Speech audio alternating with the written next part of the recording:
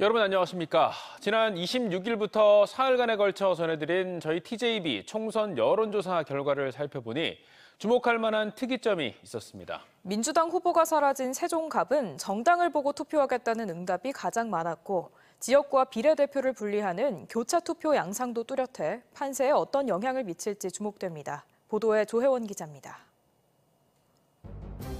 민주당 텃밭으로 불리는 세종갑은 소속 정당을 보고 후보자를 선택하겠다는 비율이 39.2%로 TJB가 여론조사를 실시한 9개 선거구 가운데 가장 높았습니다. 정당을 보고 뽑겠다는 유권자가 많은 건데 낙마한 민주당 이영선 후보에 대한 표심이 민주당에서 탈당해 새로운 미래로 출마한 김종민 후보에게 향할지가 세종갑의 핵심 변수가 될 수밖에 없는 이유입니다. 국정 안정론이 앞선 선거구에선 국민의힘 후보가 앞섰고 정권 심판론이 앞선 곳에선 민주당 후보를 더 지지했습니다. 국정 지원론이 우세했던 홍성 예산에선 여야 후보가 오차 범위 내 접전으로 민주당 양승조 후보가 선전하고 있다는 평가입니다. 지역구는 민주당 후보 지지가 우세했지만 비례대표는 국민의힘 위성정당인 국민의 미래에 대한 지지가 높게 나타나는 등 교차 투표 양상도 뚜렷했습니다. 지지 후보는 정당과 정책, 공약과 도덕성 등 인물에 초점을 맞춘 반면 비례정당 투표에선 현 정부에 힘을 실어주는 의미로 분석됩니다.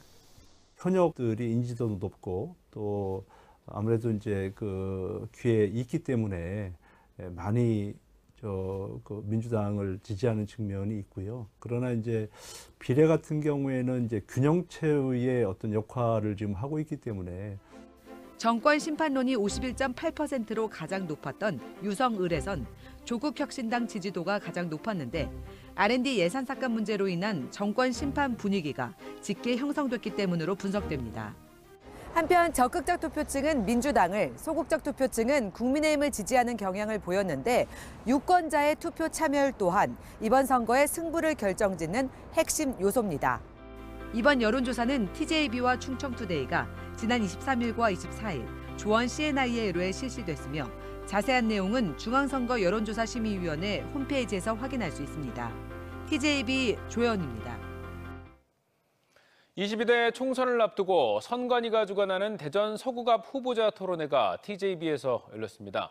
출사표를 던진 4명의 후보들은 자신이 서구갑의 지역 발전과 교통 문제를 해결할 적임자임을 강조했습니다. 양정진 기자입니다. 대전 서구갑에 출마하는 4명의 후보들은 먼저 원도시민 서구갑 지역의 발전 방안에 대한 공약을 제시했습니다. 후보자 모두 일자리 창출을 위한 평촌 산업단지 조성의 중요성을 강조했습니다.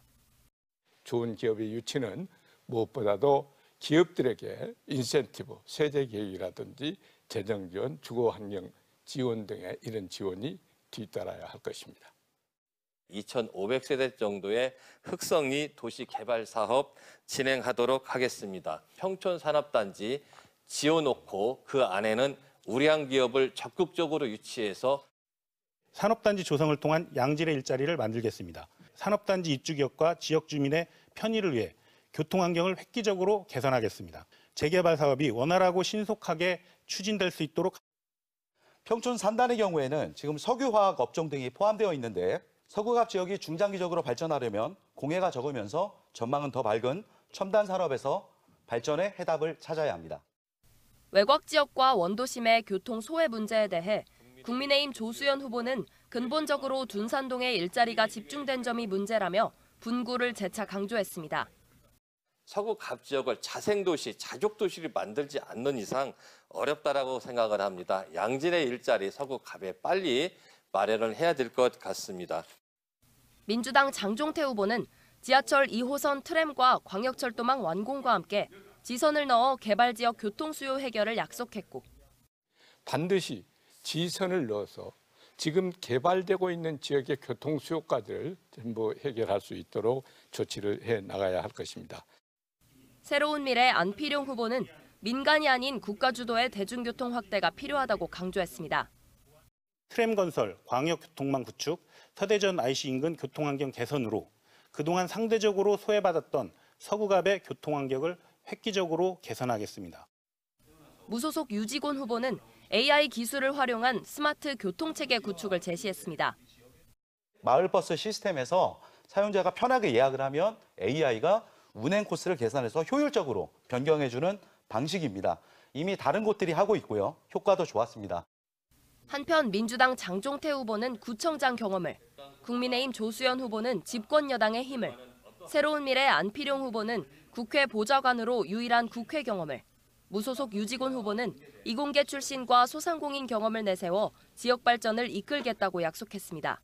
TJB 양정진입니다. 국민의힘이 최근 들고 나온 국회 세종 완전 이전 카드에 맞서서 야권이 행정수도 개헌론으로 맞불을 놓았습니다. 용해인 선거대책위원장 등 더불어민주연합 선대위는 세종시청에서 기자회견을 열고 한동훈 국민의힘 선대위원장이 국회법을 바꿔 국회 전체를 세종시로 옮긴다고 했지만 이는 지난 2004년 헌법재판소의 관습 헌법론에 위배된다고 반박했습니다. 용 위원장은 노무현의 꿈이었던 행정수도 완성을 위해 국회와 청와대, 정부 부처를 세종시로 완전히 옮길 수 있도록 22대 국회 개원과 함께 행정수도 개헌 논의에 착수하겠다고 밝혔습니다. 시즌 초반 4연승을 달리며 화려한 비상을 하고 있는 한화이글스가 지금 현재 홈 개막전을 치르고 있습니다. 12년 만에 돌아온 코리안 몬스터 류현진을 내세워 5연승을 노리고 있는데요.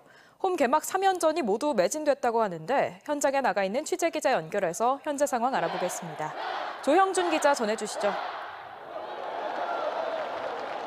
네, 저는 지금 한화이글스의 홈 개막전이 펼쳐지고 있는 대전 한화생명 이글스파크에 나와 있습니다. 12년 만에 돌아온 류현진의 선발 등판 소식에 경기 시작 전부터 팬들의 관심이 모였는데요.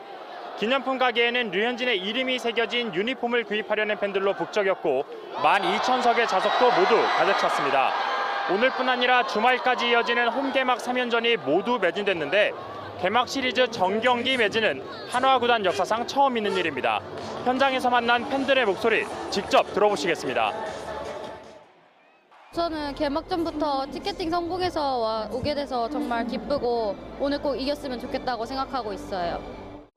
류현진 선수가 선발 등판인데 정말 기대가 많이 되고요. 올해 유난히 더 그래서 저희 풀시즌권도 끊었거든요. 네, 현재 경기 8회가 진행 중인 가운데 한화는 선발 류현진의 호투 속에 지난해 준우승팀 KT 위즈와 2대2로 팽팽히 맞서고 있습니다.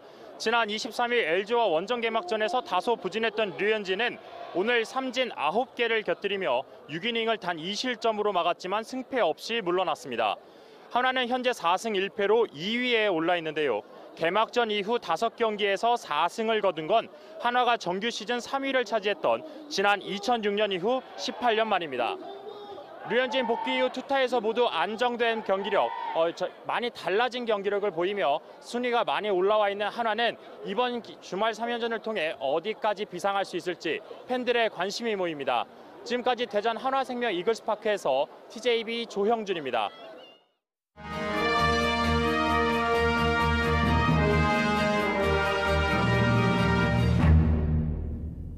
지역 선거구를 돌아보며 후보자들의 면면을 살펴보는 선택 2024. 오늘은 논산 계룡 금산입니다. 현역인 김종민 의원이 지역구를 옮기면서 무주공산이 된 상태에서 3선 논산시장을 지낸 민주당 황명선 후보와 4성 육군 대장 출신의 국민의힘 박성규 후보가 맞붙습니다. 김철진 기자입니다. 농업과 국방의 도시 논산 계룡 금산 지역은 선거에서 민심을 쉽사리 드러내지 않는 걸로 유명합니다. 또한 지역 민심을 진보나 보수로 구분짓는 것도 쉽지 않은 편입니다.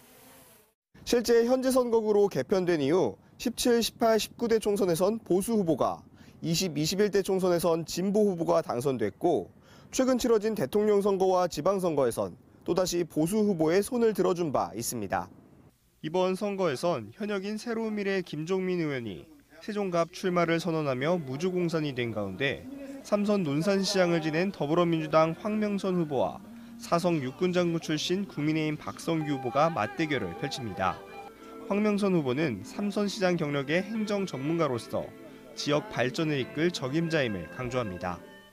민선옥이 취임하면서 4천억대 예산을 2022년도 1조 3천억대까지 만들었습니다. 이제는 세일즈 시장을 넘어서서 세일즈 국회의원이 돼서 군 장성 출신인 박성규 후보는 40년 넘게 국가와 국민을 위해 봉사해왔다며 집권 여당으로서 책임 있는 정치를 약속했습니다. 국가와 국민에 대한 선김의 그 마음 자세, 희생하고 봉사하겠다는 마음 자세, 이게 갖고 있는 사람이 가장 중요하다.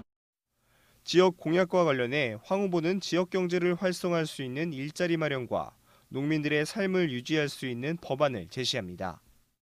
최소한 우리 농민들의 땀과 노동력의 대가는 국가가 책임 있게 할 수 있도록 농산물 가격 안정제를 입법하도록 하겠습니다.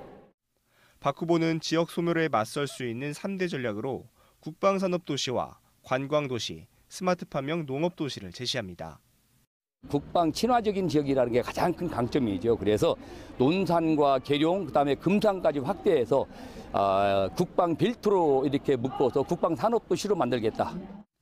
이번 선거에서 주목되는 지역은 절반 넘는 유권자가 몰린 논산시입니다.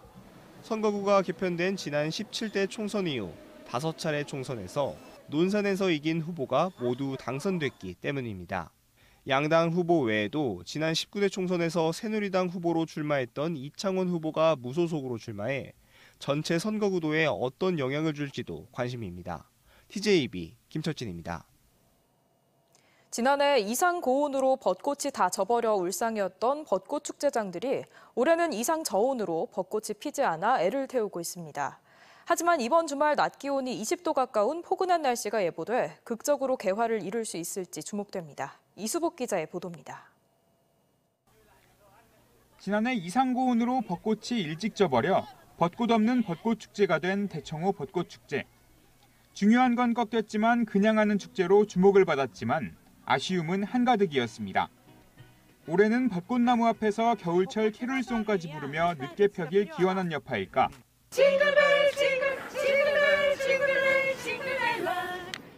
정반대로 벚꽃이 피지 않아 또다시 벚꽃 없는 벚꽃 축제가 됐습니다. 올해 벚꽃 개화 시기가 지난해보다 7에서 10일가량 앞당겨진다는 기상청 예보에 축제도 앞당겼는데 이달 들어 최저기온이 영하 밑으로 떨어지는 꽃샘추위가 반복해서 찾아왔고 잦은 비에 일조량도 부족하면서 개화 시기가 늦어진 겁니다. 꽃봉오리가 조금씩 맺혀 있을 뿐 꽃망울을 터뜨리지 못했습니다. 분홍빛 풍경을 기대했던 시민들의 표정에는 섭섭함이 묻어납니다. 원래는 되게 많이 피는 걸로 알고 있는데 생각보다 너무 안 펴가지고 좀 많이 아쉬운 것 같아요. 하지만 희망은 있습니다. 휴일인 내일과 모레 세종과 천안 18도, 대전 19도 등 낮 기온이 20도 가까운 포근한 날씨가 이어질 것으로 예보됐기 때문입니다. 지자체도 신락 같은 기대를 걸며 벚꽃 조형물을 설치하고 뮤지컬 등 공연과 가요제를 진행하는 등 상춘객들의 발걸음이 헛되지 않도록 다채로운 즐길거리를 마련했습니다. 벚꽃뿐만 아니라 아름다운 우리 대청호 풍경도 있고 또 힐링 콘서트도 잘 준비되어 있으니까 우리 사랑하는 사람들과 함께 봄날을 마음껏 즐겨주시기 바랍니다. 금산구는 다음 주 예정된 보곡산골 벚꽃 축제를 한 주 미루기로 한 가운데 따스한 주말 날씨가 극적인 벚꽃 개화를 이끌어낼 수 있을지 기대를 모으고 있습니다. TJB 이수복입니다. 충남대 의대 교수로 구성된 비상대책위원회가 의대 교수 336명 중 절반 이상의 사직서를 취합해 학교와 병원에 제출했습니다. 일부 과는 모든 교수진이 사직서를 낸 것으로 알려졌고 비대위는 학회나 해외 체류 등의 이유로 자리를 비운 교수들의 사직서를 취합해 다음 주 추가로 제출할 예정입니다. 건양대 의대 비대위도 교수 142명 중 절반 이상이 낸 사직서를 취합했지만 당분간 병원에 제출하진 않기로 했습니다. 세종예술의 전당 개관 2주년을 맞아 영국의 유명 예술 루미나리움 작품인 아키텍츠 오브 에어가 오늘부터 전시에 들어가 다음 달 21일까지 이어집니다. 세종시에 전시되는 작품은 축구장 절반 크기의 체험형 루미나리움으로 설치물 내부에 미로 같은 길을 걷는 즐거움과 함께 스테인드 글라스와 같은 강렬한 빛의 세계를 즐길 수 있습니다. 하루 200톤의 생활 쓰레기를 처리할 수 있는 서산시 자원회수시설이 40%의 공정률을 보이고 있습니다. 내년 10월 완공을 목표로 지난 2022년 9월 서산시 양대동에서 첫 삽을 뜬 자원회수시설은 916억 원을 투입해 광역 소각시설과 전망대, 어드벤처 슬라이드, 찜질방 등 주민 편의시설을 함께 조성하는 사업입니다. 서산시는 소각시설이 완공되면 민간 위탁 처리 때보다 연간 70억 원의 예산을 절감하는 동시에 남은 폐허를 한전에 판매해 연간 15억 원의 이익을 낼 것으로 기대하고 있습니다. 대전한 초등학교 급식 안내문에 특정 정당을 연상케 하는 문구가 실려 논란이 되고 있습니다. 해당 초등학교는 지난 26일 4월 식단표를 배부하면서 총선 당일 투표는 국민의 힘이라는 문구가 담긴 사파를 넣었다가 학부모들의 항의를 받자 안내문을 회수하고 사과문을 보냈습니다. 대전시 교육청과 선관위는 이미지 삽입 과정에서 실수로 발생한 것으로 보인다며 학교 관계자 등을 상대로 정확한 경위를 조사하고 있습니다.